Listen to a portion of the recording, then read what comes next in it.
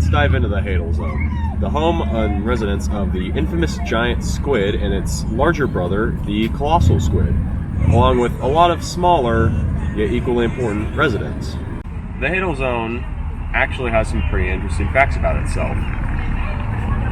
Let's jump in, shall we?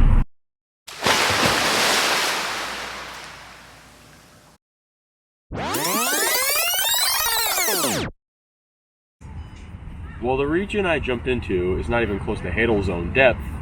Jumping from sea level pressure directly into Hadal Zone pressure would have crushed me into fish food faster than, well, you can blink, really.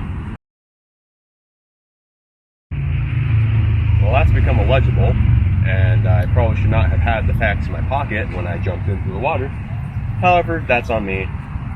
Good news is, the Hadal Zone has other interesting secrets that were not written on this piece of paper when I jumped in. Well, good news is, I held on to that paper.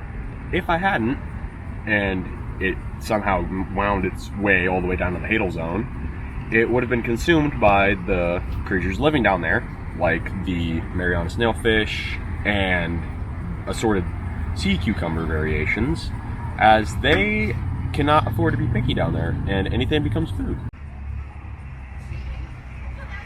What do all these deep sea creatures have in common? The Mariana snailfish, sea cucumbers, and giant squid. Well, they all have squishy bodies. And they kind of need that due to the fact that if you have bones and you are of a certain mass at that depth, the 16,000 psi will crush you.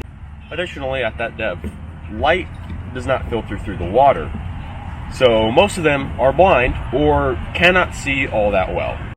Now, what eyes the smaller sea creatures have, besides the giant squid, who is not all that small, are adapted to see infrared rather than different spectrums of light, like we humans can here on the surface. Another striking feature that you might notice in the photos of the giant squid is their sizable eye. Their eye is around 10 inches in diameter on average, or around the size of a dinner plate, like this one. One thing I have in common with the giant and colossal squid is that we both eat fish.